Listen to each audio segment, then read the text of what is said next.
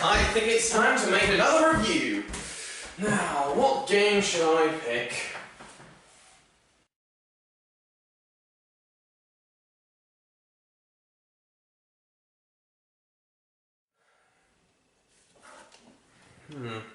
Suppose I could do Metal Gear Solid 3, but if the first two are anything to go by, it'll take a couple of months, so I need something else to review, something nice, something easy.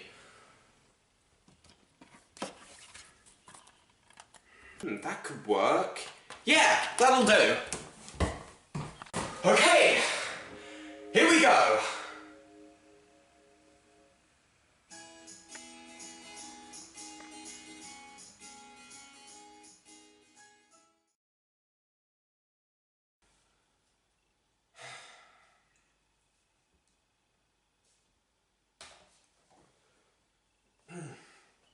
It's been a little while since I've last reviewed, but now I'm back to take a look at Yoshi's Woolly World and see if it delivers another classic platformer from Nintendo.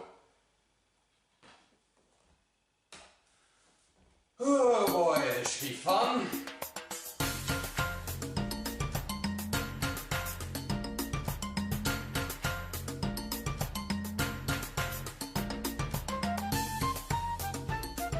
So I reviewed a little game called Kirby's Epic Yarn a couple of years ago, and I rather liked it. Even though it lacked challenge, the charming presentation along with the creative gameplay made it a memorable platformer. The same development team, Goodfeel, returned to make a game with a similar art style and vibe, but instead starring Yoshi. So I went into Epic Yarn's spiritual successor expecting a similarly fun and imaginative title, but what I got was far more interesting than I anticipated. If you've seen a couple of my reviews before, I'm sure you're expecting me to begin by discussing the story. But this game barely has one. Basically, Kamek kidnaps some more Yoshis, so the player Yoshi goes off to save them, and that's it. Yeah, I know most Nintendo games like this aren't that big on plots, but they do at least try to tell it in an interesting way. Here, it feels like they finished making the game, realised they forgot to add some form of story, came up with a simple objective, and that was it. But the story isn't meant to be an integral part of the experience, so I guess it isn't a massive issue. And at least the game is really lovely to look at. The art style is incredibly charming, and while it isn't quite as adorable as Epic Yarn, it does have its moments. It's a shame then that despite the great graphics, the stages themselves are very generic looking. Outside of World 3, there's nothing here that I haven't seen in a bajillion other games, and Goodfeel don't do anything unique with the locales, ensuring that I didn't remember too many of the levels after playing. And whilst I'm talking about the presentation, I should mention that the soundtrack is really forgettable, which is surprising given it's a Nintendo game. Ah well, does the presentation at least complement fun platforming? If you've played as Yoshi in any other Mario platformer, you'll know the basic gist of what you'll be controlling in this game, with flutter jumps and the ability to use his tongue for a myriad of things still very much present. He can also throw balls of wool you can collect on the way as a weapon or to create and destroy certain obstacles throughout the level.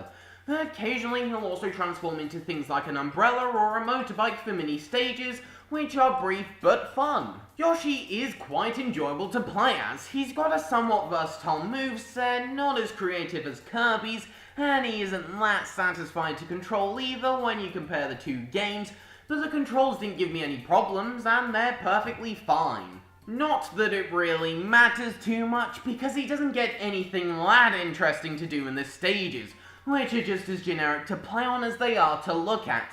While it's certainly there in places, particularly in World 3, the creativity is in short supply, which in turn leads to a series of levels that all blend together to make for a very forgettable experience. Outside of the wonderful art style and certain levels, this game really lacks its own unique imagination. But that's not necessarily a bad thing, as what matters is how well it's executed. Well, not only is this game uninspired, it's also really ruddy, boring, and at times frustrating. Much like Epic Yarn, this is a very easy game. but due to the lack of creatively memorable levels, the game can get incredibly dull when all you're doing is moving through these boring stages with ease. Although there are some bizarre roadblocks in a couple of instances, like this part.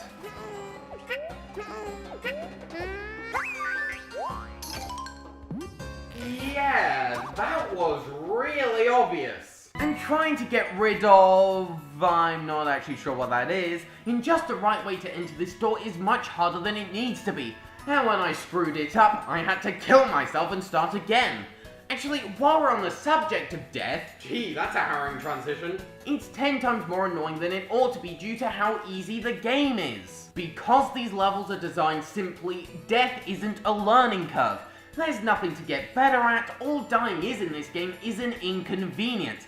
And with some oddly placed checkpoints, meaning you have to redo some boring section all over again, it's incredibly annoying and death often comes off as feeling cheap. The same thing goes for boss fights. They're generic and forgettable just like 85% of the game, and dying to them is worse than it ought to be just because I want to get the damn game over with. Now I know one of the main audiences for a game like this is those less skilled at video games, but Epic Yarn took the easiness in its stride and gave us plenty of unique and charming ideas that were very satisfying and fun to play, despite its lack of difficulty. Yes, Woolly World does have some bright spots, but seeing as Yoshi isn't as satisfying to control and the stages aren't particularly memorable, the whole thing didn't leave that much of an impression on me. But despite everything I've said, I don't hate this game as much as it seems like. It's too innocent for me to do so, there is some fun to be had here, and it isn't broken. For plenty, I'm sure there's a perfectly okay platformer here that'll entertain them fine.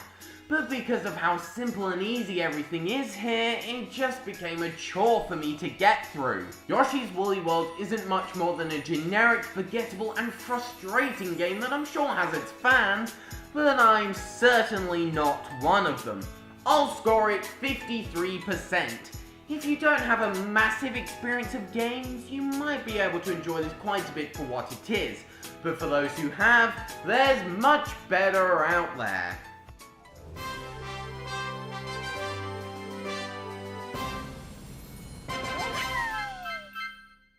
And done. I guess one of the benefits of this review taking so long is I managed to finish Metal Gear Solid 3 in the time it's taken for me to make this video. So I might as well get to work on that straight away. I wonder why I'm saying all this out loud to myself. Oh, couldn't they bother to give Yoshi more than one jump sound effect?